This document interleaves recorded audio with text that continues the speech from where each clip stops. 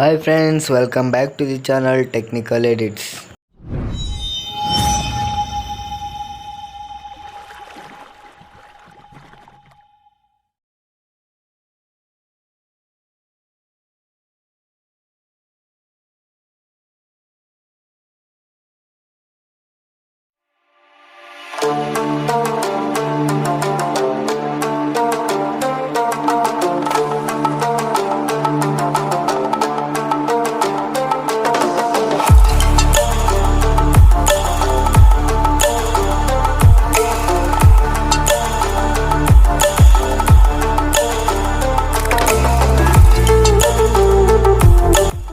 So ಪ್ರಿವ್ಯೂವಲ್ಲಿ ನೋಡಿದ್ರಲ್ಲ, ಆ ರೀತಿ ಒಂದು 3D ಜೂಮಿಂಗ್ ಎಫೆಕ್ಟ್ನ ಯಾವ ರೀತಿ ಒಂದು ವಿಡಿಯೋ ಎಡಿಟ್ ಮಾಡೋದು ಅಂತ ವಿಡಿಯೋದಲ್ಲಿ ತಿಳಿಸ್ಕೊಡ್ತೀನಿ.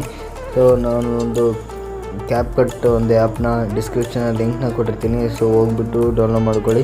ಅದು ಒಂದು ಪ್ಲೇಸ್ಟೋರಲ್ಲಿ ಸಿಗುತ್ತೆ, ಕೆಲವು ಕಂಟ್ರಿಗಳಲ್ಲಷ್ಟೇ ಸಿಗುತ್ತೆ, ನಮ್ಮ ಕಂಟ್ರಿಗಳಲ್ಲಿ ಅದನ್ನು ಲಾಂಚ್ ಮಾಡಿಲ್ಲ.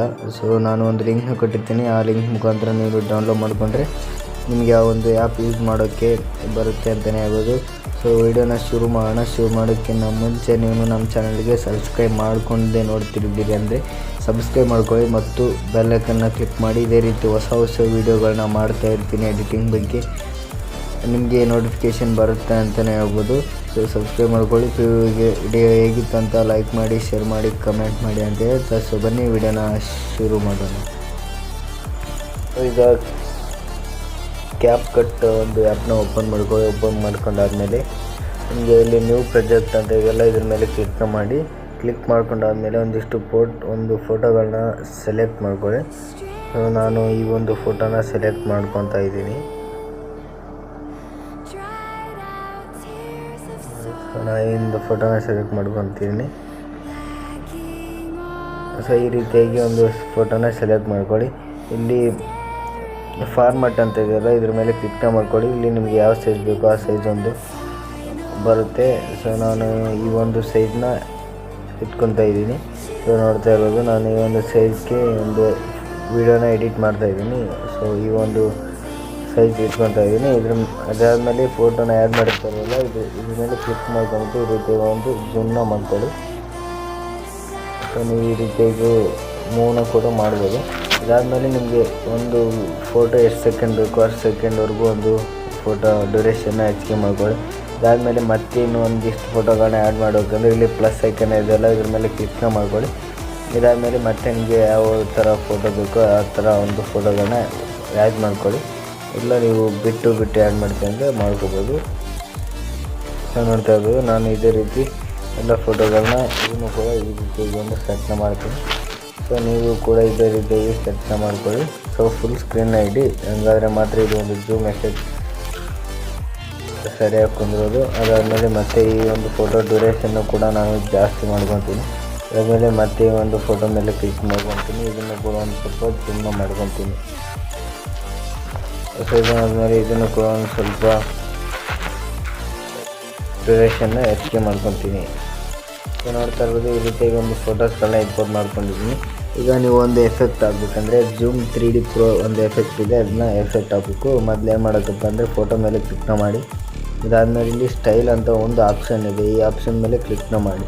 ಇದಾದಮೇಲೆ 3D ಜೂಮ್ ಪ್ರೋ ಅಂತ ಇದೆ, ಈ ಒಂದು ಎಫೆಕ್ಟ್ ಮೇಲೆ ಕ್ಲಿಕ್ನ ಮಾಡ್ಕೊಳ್ಳಿ. ಇದು ಒಂದು ಜನ್ರೇಟಿಂಗ್ ಆಗುತ್ತೆ, ಒಂದು 100%ವರೆಗೂ ಜನ್ರೇಟ್ ಆದಮೇಲೆ ಇದು ಒಂದು ಎಫೆಕ್ಟ್ ಆ್ಯಡ್ ಆಗುತ್ತೆ.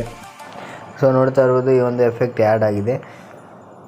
ಸೊ ನೋಡ್ತಾ ಇರೋದು 100% ಒಂದು ಜನ್ರೇಟ್ ಆದಮೇಲೆ ಒಂದು ಎಫೆಕ್ಟ್ ಆ್ಯಡ್ ಆಗುತ್ತೆ. ಅದಾದಮೇಲೆ ಮತ್ತೆ ನೆಕ್ಸ್ಟ್ ಫೋಟೋ ಮೇಲೆ ಕ್ಲಿಕ್ ಮಾಡಿ. ಸೊ ನೆಕ್ಸ್ಟ್ ಫೋಟೋ ಮೇಲೆ ಕ್ಲಿಕ್ ಮಾಡಿಬಿಟ್ಟು ಮತ್ತೆ ಇದು ಒಂದು ಎಫೆಕ್ಟ್ನ ಹಾಕಬೇಕಾಗುತ್ತೆ, 3D ಜೂಮ್ ಪ್ರೋನ. ಇದು ಕೂಡ ಒಂದು 100% ಒಂದು ಜನ್ರೇಟ್ ಆಗಿ ಒಂದು ಎಫೆಕ್ಟ್ ಆ್ಯಡ್ ಆಗುತ್ತೆ. ಇದೇ ರೀತಿ ನಾನು ಎಲ್ಲ ಫೋಟೋಸ್ಗಳಿಗೂ ಹಾಕ್ಕೊಂಡು ಬರ್ತೀನಿ.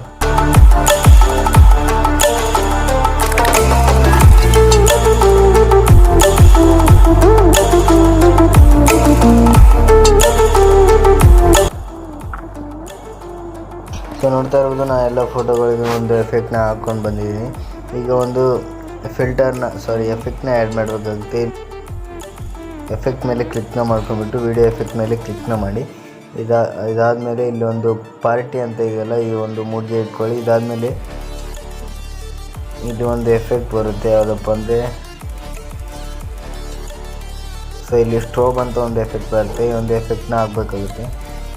ಸೊ ಈ ಒಂದು ಸ್ಟ್ರೋಬ್ ಒಂದು ಎಫೆಕ್ಟ್ನ ಇಲ್ಲಿವರೆಗೂ ಒಂದು ಸ್ಕ್ರೋಲ್ನ ಮಾಡಿ. ಸೊ ನೋಡ್ತಾ ಇರ್ಬೋದು ನೀವು. ಇದಾದಮೇಲೆ ನಿಮಗೆ ಯಾವ ಸಾಂಗ್ ಬೇಕೋ ಆ ಒಂದು ಸಾಂಗ್ನ ಹಾಕ್ಕೋಬೋದು. ಇಲ್ಲಿ ಆಡಿಯೋ ಮೇಲೆ ಕ್ಲಿಕ್ ಮಾಡಿದ್ರೆ ನಿಮ್ಗೆ ಯಾವ ಸಾಂಗ್ ಬೇಕೋ ಆ ಒಂದು ಸಾಂಗ್ನ ಇಂಪೋರ್ಟ್ ಮಾಡ್ಕೋಬೋದು. ಸೊ ನೋಡೋದ್ರಲ್ಲ, ವಿಡಿಯೋ ಇಷ್ಟ ಆದರೆ ಲೈಕ್ ಮಾಡಿ, ಶೇರ್ ಮಾಡಿ, ಸಬ್ಸ್ಕ್ರೈಬ್ ಮಾಡಿ, ಇದೇ ರೀತಿ ಸಪೋರ್ಟ್ ಮಾಡ್ತಾಯಿರಿ ಅಂತ ಹೇಳ್ತಾ ಸಿಗೋಣ ಮುಂದಿನ ವಿಡಿಯೋದಲ್ಲಿ. Thank you for watching.